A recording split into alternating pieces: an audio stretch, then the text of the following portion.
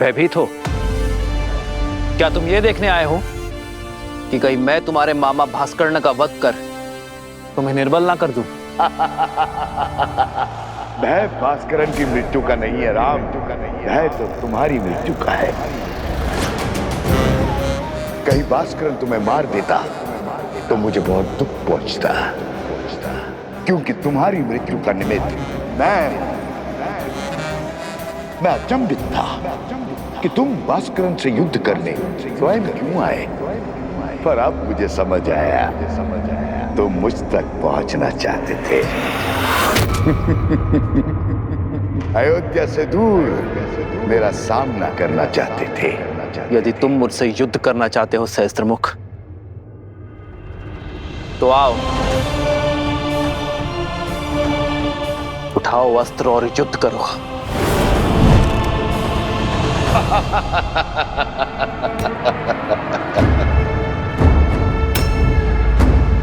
मेरे शस्त्र सदा मेरे साथ रहते हैं राम।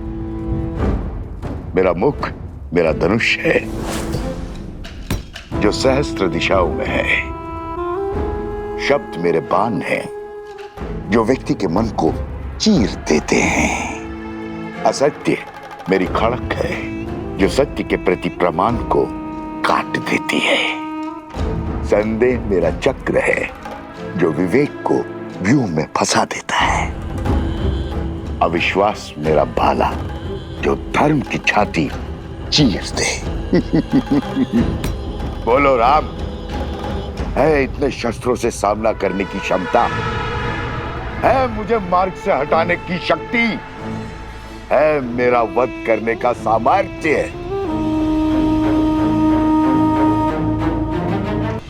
यही भ्रम तुम्हारे भाई रावण को भी था।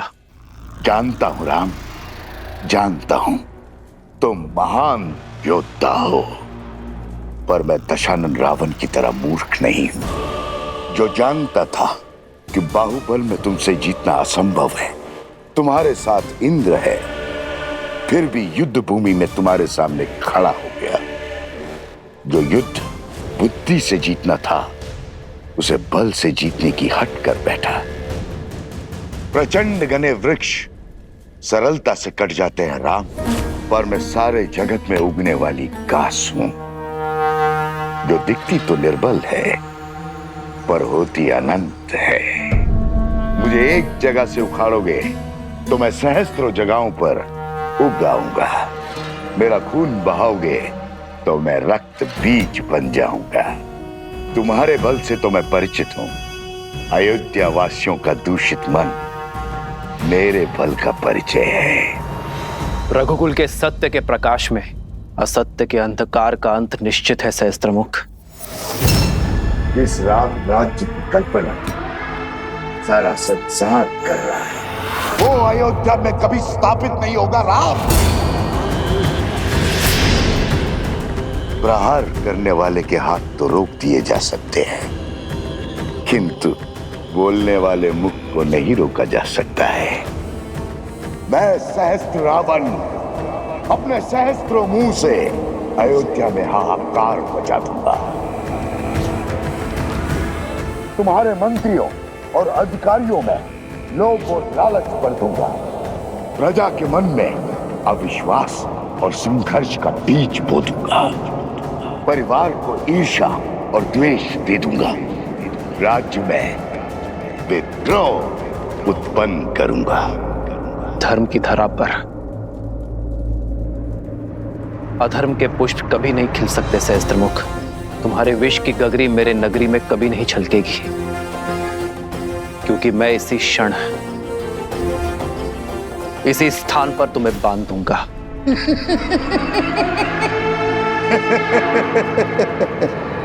देर कर दी राम, बाण धनुष से छूट चुका है। प्रजा छोड़ो, तुम तो अपनी पत्नी सीता की भी रक्षा नहीं कर पाओगे। लोक अपवाद से, निंदा से, कुमंत्रणा से अपनी आने वाली पीढ़ी तक की रक्षा नहीं कर पाओगे। अपमान से जब असत्य परिवार में प्रवेश करता है तो प्रेम और सम्मान सबसे पहले खिड़की से भाग जाते। सच कहूं राम, मैं तुम्हें मारूंगा नहीं, मैं तो तुम्हें जीवित रखकर तुम्हारी मृत्यु का आनंद लूंगा, तुम्हारी मर्यादा के वध का साक्षी बनूंगा। जब पूरा विश्व एक सुर एक राग में बोलेगा कि राम की सीता दूषित है, अपवित्र है, चरित्रहीन है।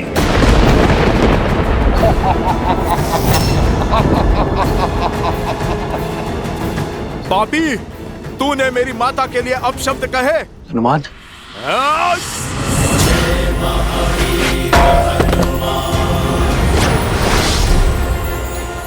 बहुत हुआ तेरा छल, अब तू देखेगा सीता माता के पुत्र का बल। तेरा इसी क्षण अंत कर दूंगा मैं, तेरे लोक अपराध का, तेरे भ्रम और तेरे असत्य का। या तो तुम महाबोले हो या महामूर्ख हो वानर। इतना भी नहीं जानते, असत्य को जितनी ऊंचाई दोगे वो उतना ही बलवान होता है, उतना ही शीघ्रता से फैलता है स्वयं। राघव की पत्नी दूषित है, दूषित है, दूषित है। राघव की पत्नी दूषित है, दूषित है, दूषित है।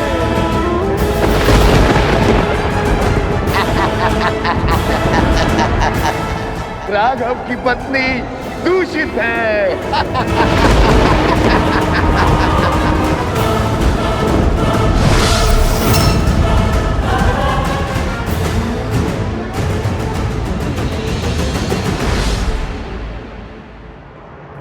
सीते,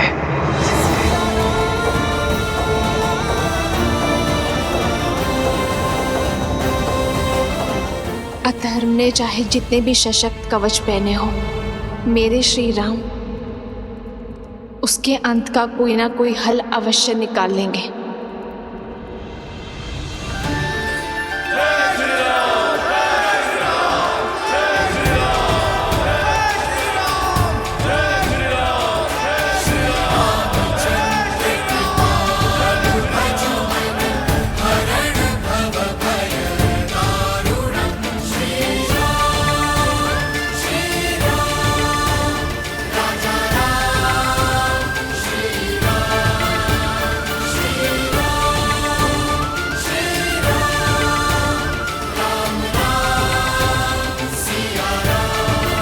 सामर्थ्य की जय जयकार होती है क्या भैया? हाँ, अन्यथा जो हुआ है उसके बाद राम सिया के जय जयकार के योग्य है क्या? जिस राम राज्य की कल्पना सारा संसार कर रहा है, वो अयोध्या में कभी स्थापित नहीं होगा। राम, तुम्हारे मंत्रियों और अधिकारियों में लोभ और लालच भर दूंगा, परिवार को ईर्ष्या और द्वेष दे दूंगा, राज्य में विद्रोह उत्पन्न करूंगा। हनुमान, ध्यान रहे, सहस्त्रमुख का उल्लेख अयोध्या में किसी के आगे नहीं होना चाहिए। पर प्रभु, प्रजा को सावधान करने की आवश्यकता है। जानता हूं हनुमान, किंतु युद्ध में विजय के पश्चात प्रजा और सेना केवल उत्सव की कामना करते हैं, अवसाद की नहीं।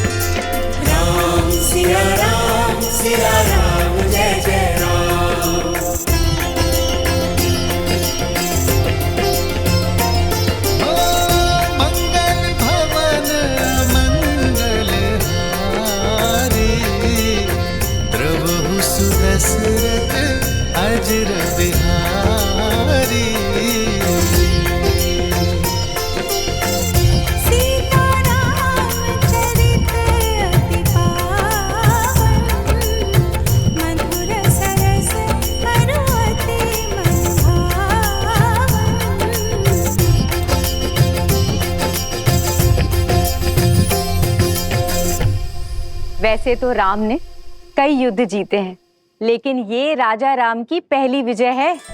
माता, आपको देखना चाहिए था कैसे भैया ने उस दुष्ट भास्करण का वध किया। ना वो धरती पर था और ना ही वायु में। हनुमान जी के सहयोग के कारण। हनुमान जी ने इस युद्ध में भले ही सैनिक ना बनकर, परंतु भैया का सेवक बनकर अपना पूर्ण योगदान दिया है। उनके बिना ये विजय संभव नहीं थी, है ना भैया? इतना विनम्र मत बनो लक्ष्मण। मेरी वीरता की गाथा बताने में अपना शौर्य छुपा बैठे। संहार दमन को कितने साहस के साथ मारा है तुमने, और भास्करण का वध करने में अपने प्राण तक दांव पर लगा दिए। ये विजय केवल राजा राम की नहीं, समस्त अयोध्या की है। और अयोध्या इसी प्रकार हर युद्ध को जीतेगी, फिर चाहे वो युद्ध भीतर का हो या बाहर का। राम सिया राम सिया राम सिया राम, राम सिया राम सिया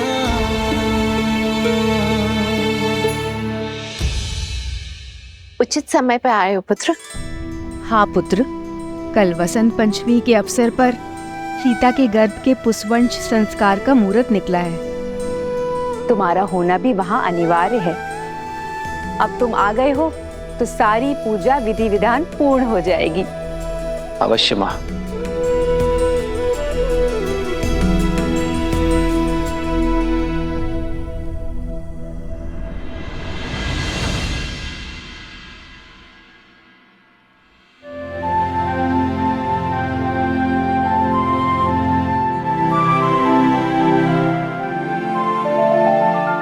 चौंकिए मत, आपके ही हैं।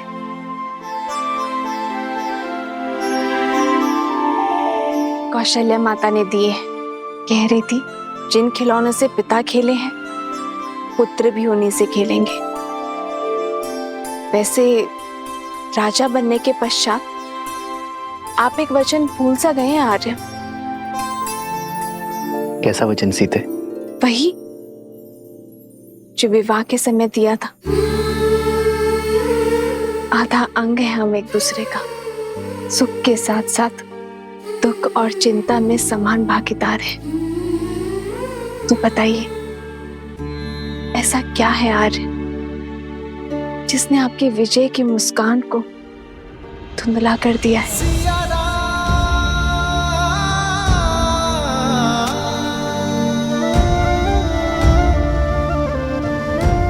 कैसे बताऊं सीते? समय और नियति बहुत बड़ी परीक्षा लेने वाले हैं। आने वाला कल बहुत बड़ी कसौटी है। तो अच्छा है ना आर्य, कसौटी तो स्वर्ण को ही परखती है। आप उस असुरी माया को लेकर चिंतित है ना आर्य? गुरु वशिष्ठ ने बताया मुझे कि किसी असुरी माया की छाया है हमारे राज्य पर, जो प्रजा की सोच और विचारों को दूषित कर रहा है। राम की सीता दूषित है, अपवित्र है, चरित्रहीन है। सोच की शक्ति समझती हूं मैं आर्य। एक बुरा विचार सभी अच्छे विचारों को दुर्बल कर सकता है। यही सत्य आपको व्याकुल कर रहा है ना? गुरुवर ने यह भी बताया कि इस सोच को शास्त्र से नहीं, संस्कार से हराया जा सकता है।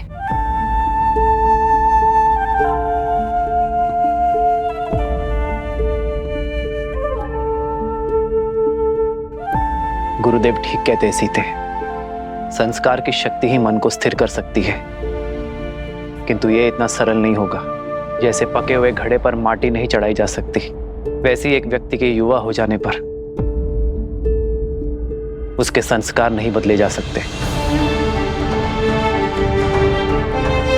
संस्कार बालकों को दिए जाते हैं सीते, युवाओं को तो शिक्षित किया जाता है। और अब मैं भी वही करूंगा। अपने राज्य को, अपनी प्रजा को शिक्षित करूंगा। क्योंकि विद्या ही अब एकमात्र मार्ग है।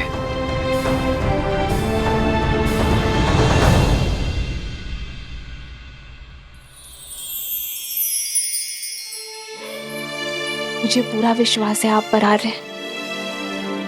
जो आपने ठाना है उसे पूरा अवश्य करेंगे।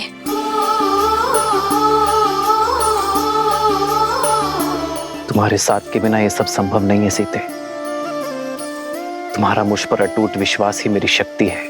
जन्म जन्म का है ये संगम, राम रतन सीता वैभव धन।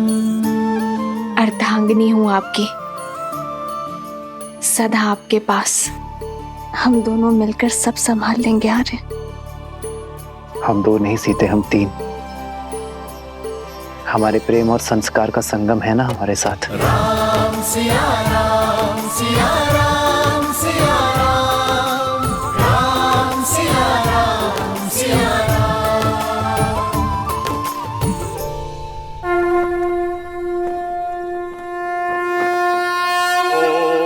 मदव्याः संवृताः पृथ्वी समाश्च विश्वकर्मणाः संवृतताग्रहे।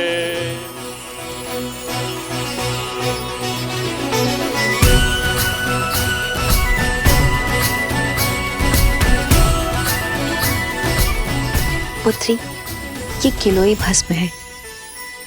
इसे अपने दाहिने हाथों से अपने नाक के ऊपर लगाओ और श्वास के साथ भीतर लो। किलो की ये गंध तुम्हें और तुम्हारी संतान को स्वस्थ रखेगा। मंगल भवन मंगल हारी, द्रवहु सुदशरथ अजर बिहारी। राम सिया राम सिया राम जय जय राम। गर्भ धारण के बाद यह औषधि अमृत के समान होती है राम। जिस प्रकार सूर्य की किरण पृथ्वी को जीवन देती हैं, उसी प्रकार यह औषधि गर्भास्थ शिशु को पोषण देती है। शरीर के साथ साथ आत्मा को भी शक्ति प्रदान करती है। माता शिशु का आधार होती है। शिशु के प्रति अपने दायित्व को लेकर सदा सज्ज रहती है। किंतु शिशु और समाज के कल्याण के लिए माता पिता के साथ साथ परिवार के जनों को भी यह आश्वासन देना होगा कि वो गर्भ में पल रहे शिशु को सभी समाज की कुरीतियों से बचाएंगे और उसके विकास के लिए सदैव सहायक रहेंगे।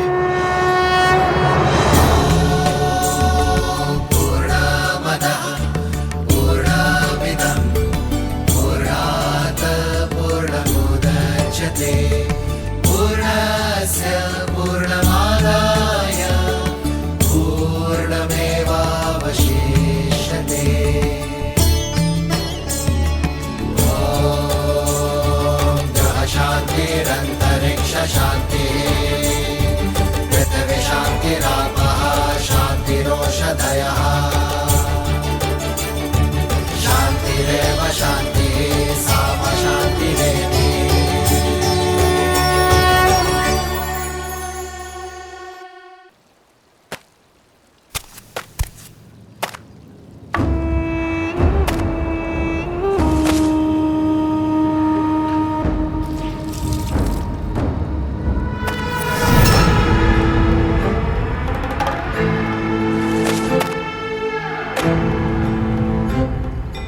मित्रवस्त्रक, जाने कहां से कपड़ों पे ये लांछन लग गया।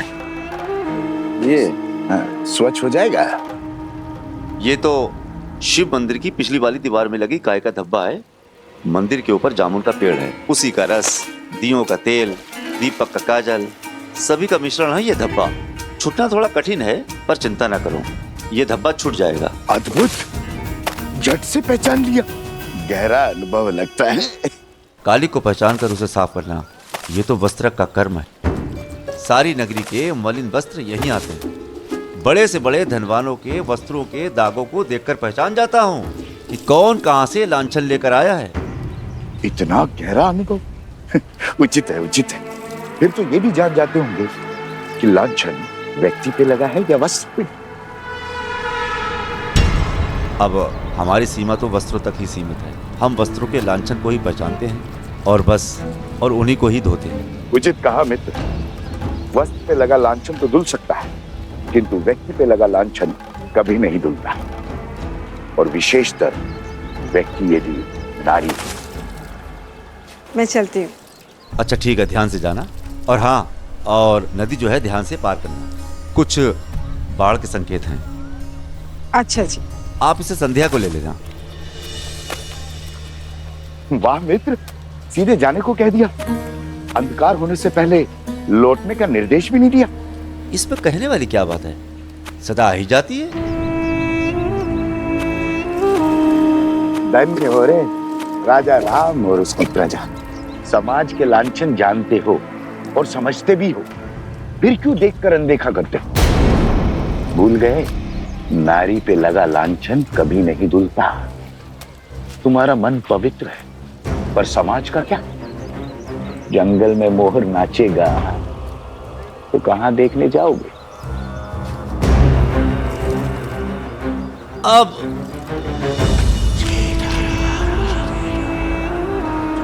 अरे ऐसा है, दिन ढलने से पहले आ जाए।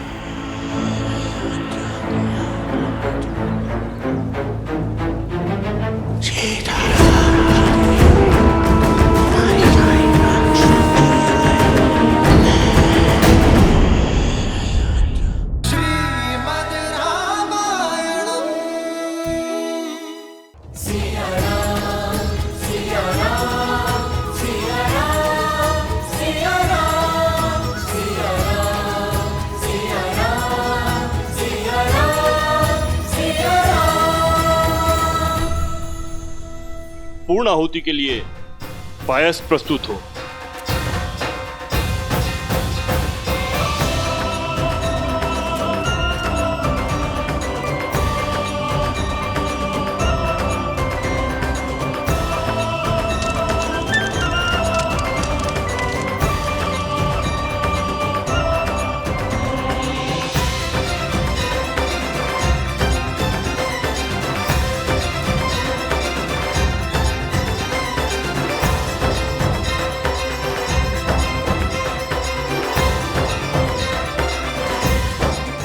शिशु दीर्घायु और स्वस्थ हो, इस कामना के साथ प्रसाद ग्रहण करें देवी।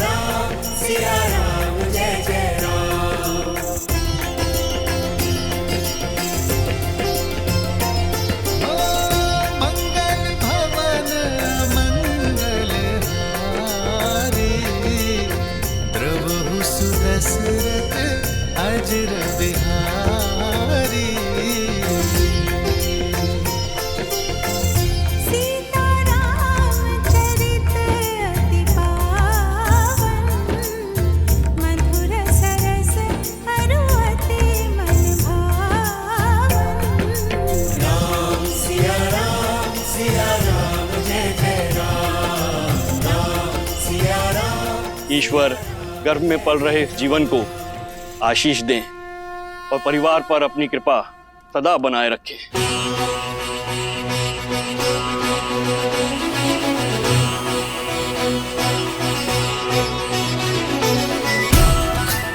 ये संतान राम राज्य में सुख और समृद्धि लाएगी। समृद्धि नहीं, समापन होगा। भूचाल लाऊंगा मैं राम राज्य में। भूचाल जिस तरह को वज्र का प्रहार भी तोड़ नहीं पाया, उसमें ज्वालामुखी का विस्फोट लाने की शक्ति है शब्द में। राई के दाने से भी छोटा होता है वट वृक्ष का बीज, पर चट्टान फोड़कर बाहर आ जाता है।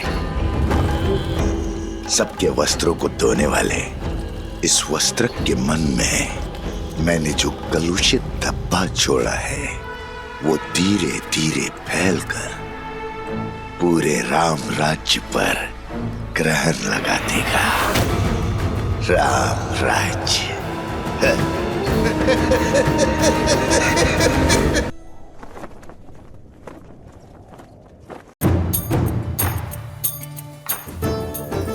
शीघ्र ले जाओ।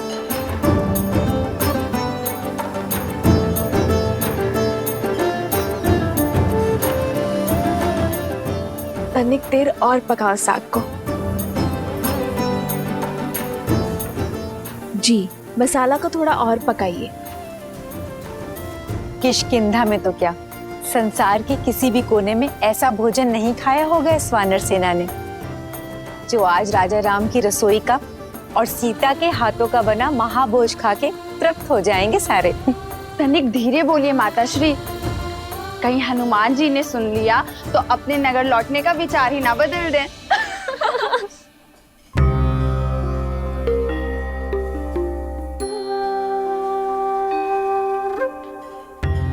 देखो तो, हनुमान जी स्वयं आए हैं कि उनकी सीता मैया उनके लिए क्या क्या बना रही हैं। आए नहीं है दीदी, भोजन की सुगंध उन्हें यहाँ खींच कर लाई है। क्यों हनुमान जी? क्यों सता रही हो?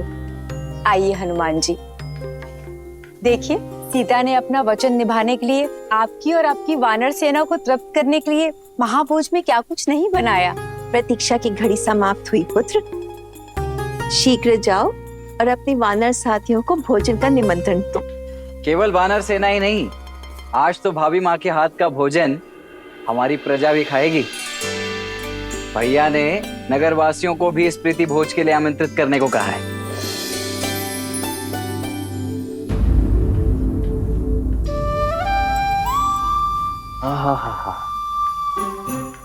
इतनी अद्भुत सुगंध, मेरी तो भूख इस सुगंध से ही तीव्र हो बैठी है। भाभी माँ, आज तो अत्यंत आनंद आएगा। आप सभी शीघ्रता कीजिए, भूख तीव्रता से बढ़ रही है। हनुमान,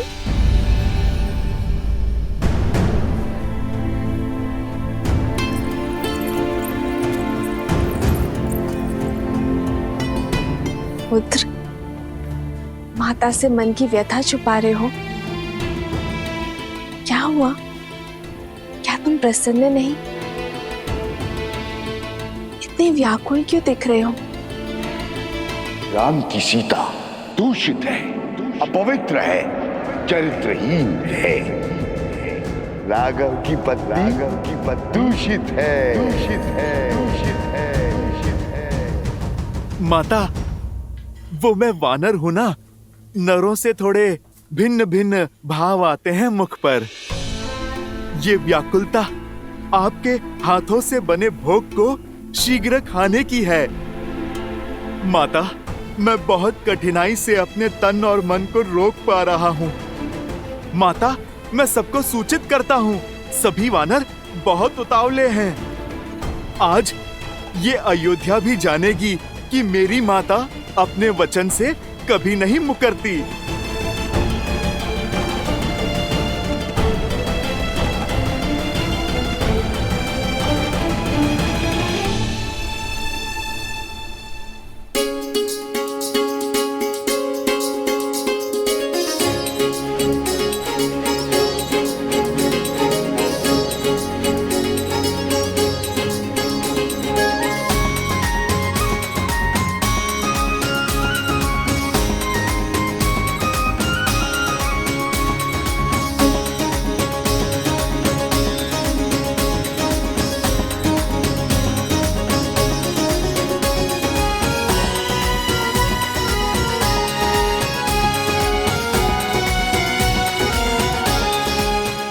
अद्भुत, आनंद आ गया प्रभु।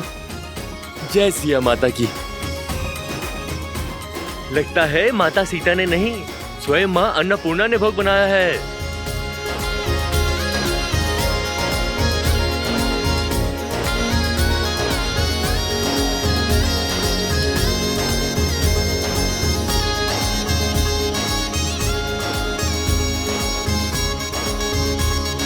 राजा रामचंद्र की जय, राजा रामचंद्र की जय, सीता मैया की जय, सीता मैया की जय। सोचता हूँ महाराज से याचना कर यहीं रुक जाऊं। इतना स्वादिष्ट भोजन तो किष्किंधा में कहाँ मिलता है। सत्य वचन, पेट भर गया किंतु मन है कि बढ़ता ही नहीं। और खाओ, अभी भोजन समाप्त कहाँ हुआ है। देखो हनुमान जी अभी भी जीम रहे हैं। ब्रह्मानंद मगन कपि सबके प्रभु पद प्रीति, जात न जाने दिवस तिन्ह गए घटिका शत बीती।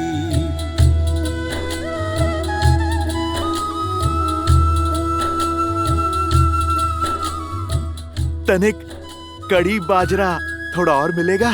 जी लाती हूँ।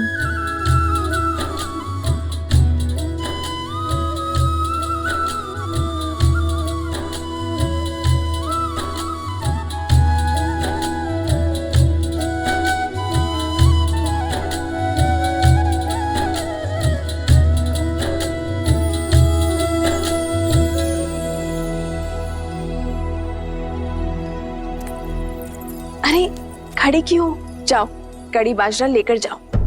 महारानी, सारा भोजन समाप्त हो गया है। हम अभी बनाने जा रहे हैं, किंतु तनिक समय लगेगा। हम शीघ्र ही बनाते हैं।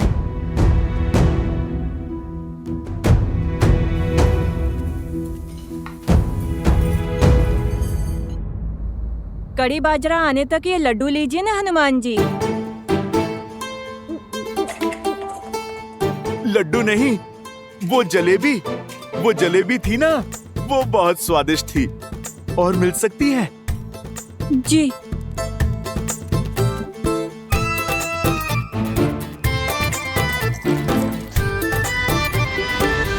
आर्य, रसोई में सारा भोजन समाप्त हो गया है। सारे पात्र खाली हैं। और भोजन बनाने में समय लगेगा। पर पुत्र हनुमान की भूख रुकती ही नहीं। आपने वनवास में इन भोले वानरों को भूखा रखा था ना। आपका वचन था कि आप इन्हें तृप्त करेंगे, तो करिए अब इन्हें तृप्त।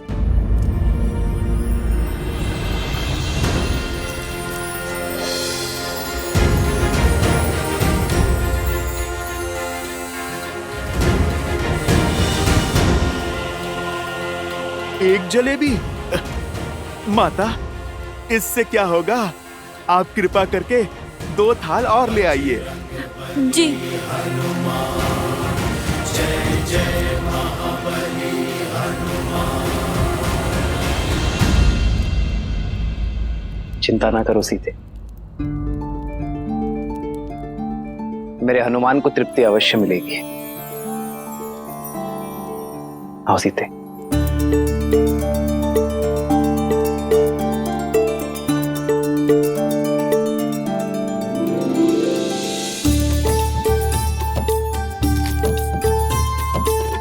ये लो सीते, इसे हनुमान को खिलाओगी, वो तृप्त हो जाएगा।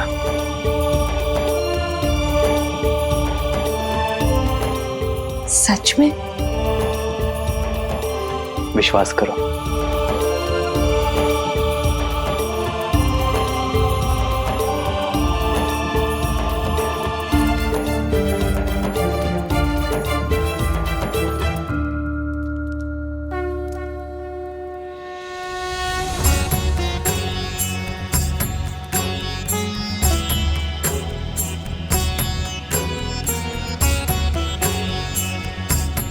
भक्त के लिए भगवान का भोग पूरा हुआ।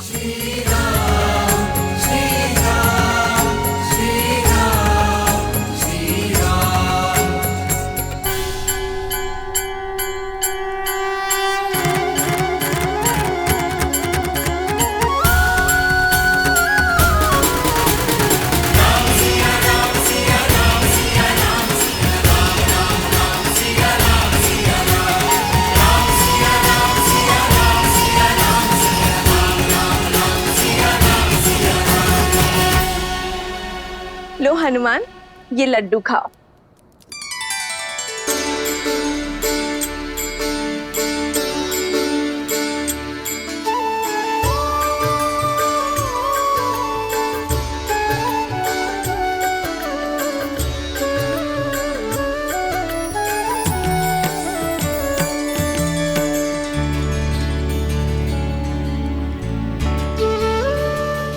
भज मन राम नाम सुखदाई, भज मन राम नाम सुखदाई, भज मन राम नाम सुखदाई, भज मन राम नाम सुखदाई, भज मन राम नाम सुखदाई। सच माता, आप तो साक्षात अन्नपूर्णा माँ हैं। भोजन तो बहुत स्वादिष्ट था, मेरा तो पेट ही भर गया माता। अरे ऐसे कैसे? बाद में फिर कहोगे कि माता ने पेट भर भोजन नहीं खिलाया। लो, एक दो लड्डू और खा लो। नहीं माता, तन और मन दोनों तृप्त हो गए।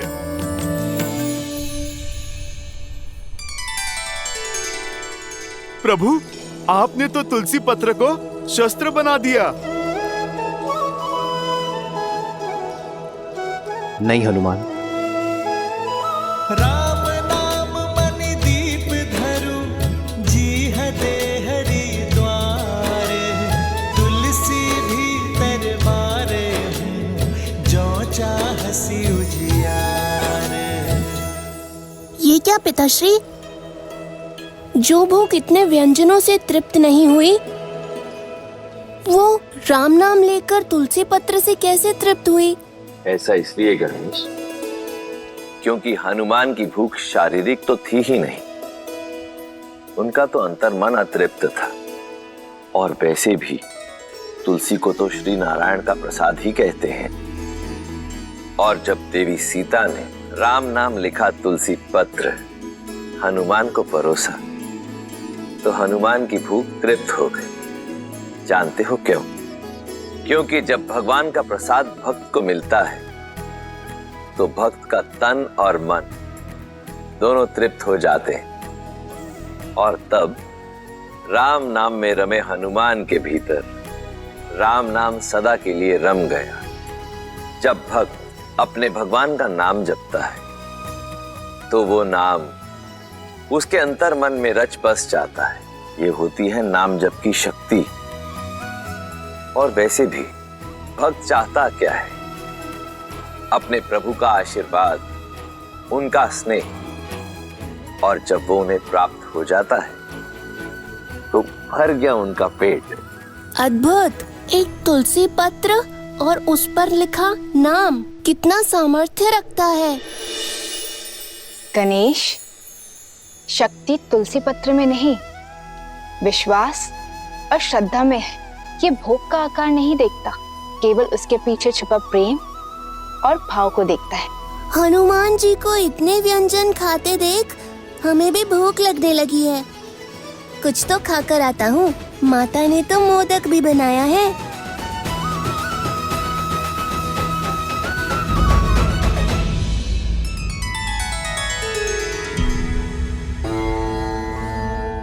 गणेश को प्रसाद की शक्ति समझा दी, किंतु उस शब्द शक्ति का क्या, जो शूल बनकर अयोध्या पर बरसने वाली है। शब्द वो शस्त्र है देवी, जो या तो तार दे या मार दे।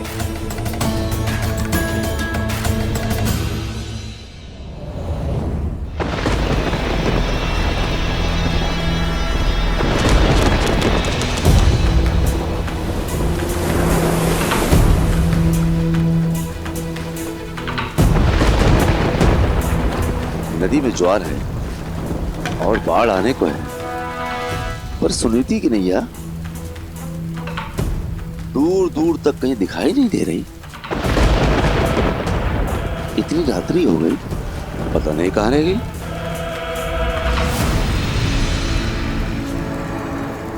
मिला, मेरी कुटिलता के बीज को सींचने के लिए जल मिला।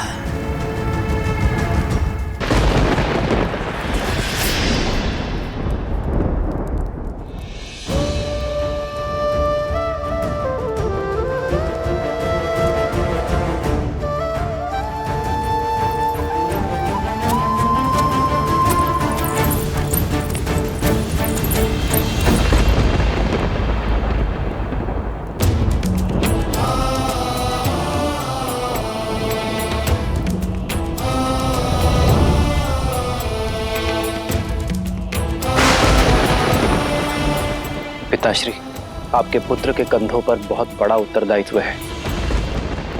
हमारे पूर्वजों ने जिस महान राज्य की स्थापना की है, मैं उस पर कोई आँच नहीं आने दूंगा, चाहे उसके लिए मुझे कोई भी निर्णय क्यों ना लेना पड़े, कितना भी बड़ा बलिदान क्यों ना देना पड़े, मैं पीछे नहीं हटूंगा पिताश्री। पीछे तो श्री राम की धर्मपत्नी और आपकी पुत्र वधु भी नहीं हटेगी पिताश्री। मैं प्रजा के विश्वास को राजा राम और राम राज्य पर से नहीं टिकने दूंगी। मैं रघुकुल के आदर्श को धूमिल नहीं होने दूंगी। मिट्टी में मिल जाएगा रघुकुल का हर आदर्श, टूट जाएगा रघुवंश के ऊपर से लोगों का विश्वास, और आरंभ तुमसे होगा वस्त्र। लोगों के मैले वस्त्र धोते हो ना, अपने मन में लगा हुआ मैल नहीं धो पाओगे। अपनी पत्नी पर बहुत विश्वास था ना तुम्हें, अब देखते हैं तुम्हारे विश्वास में अधिक बल है या उस संदेह में जो मैंने तुम्हारे मन में पिरोया है।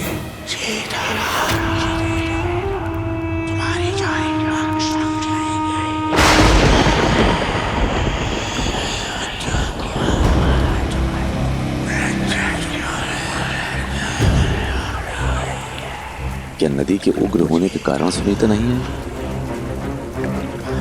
या फिर इस विलंब का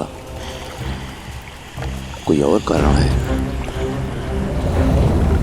समाज के लांछन जानते हो और समझते भी हो, फिर क्यों देखकर अनदेखा करते हो? नारी पे लगा लांछन कभी नहीं धुलता। तुम्हारा मन पवित्र है, पर समाज का क्या? जंगल में मोर नाचेगा तो कहां देखने जाओगे? संदेह वो चिंगारी है जो एक बार अग्नि बन जाए तो विश्वास को भस्म कर देती है। आज इस अग्नि में अपने विश्वास को भस्म करेगा तू, और अविश्वास की अग्नि को ज्वालामुखी बनाऊंगा मैं। राम का सुखी जीवन और राम राज्य की कल्पना दोनों को जलाकर भस्म कर दूंगा।